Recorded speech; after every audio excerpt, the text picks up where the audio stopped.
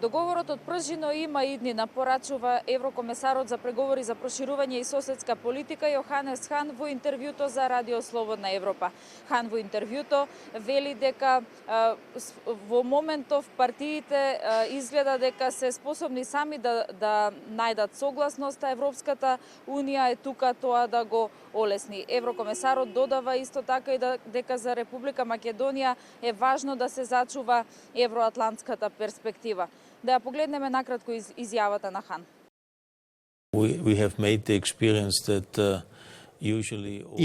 Имавме искуство кога вообичаено сите различни рокови беа исполнети, како што првично беа договорени или малку подоцна.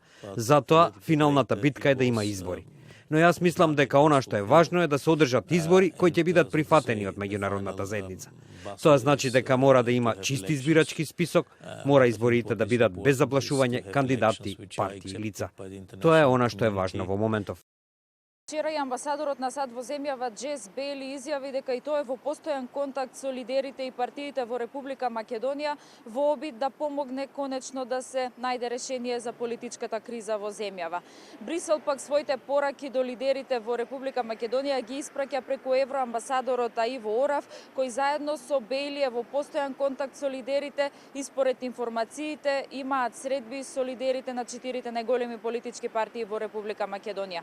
Неофицијално Бейли и Орав веќе вчера имале одделни средби со лидерите на СДСМ и на ДПА Зоран Заев и Мендух Тачи, а исти такви средби треба да одржат и со председателот на ВМРО ДПМН Никола Груевски и на ДУИ Али Ахмети.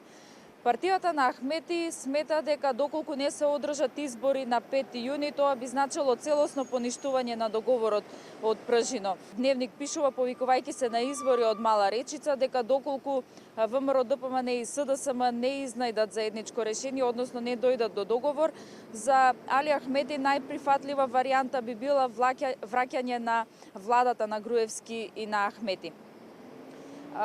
Непосредно пред нејзиното доаѓање во Република Македонија, вчера со пораки излезе и председателката на неформалната група пријатели на Република Македонија во Европскиот парламент, Маријана Питер. Хрватската европратеничка порача дека во земјава дека единствен начин, демократска алатка за да се дојде на власт се токму изборите во земјава и дека за Брисел е важно во Република Македонија да има влада со целосен легитимитет која што ќе формираат оние што на 5 јуни ќе го добијат мнозинството гласови од македонските граѓани.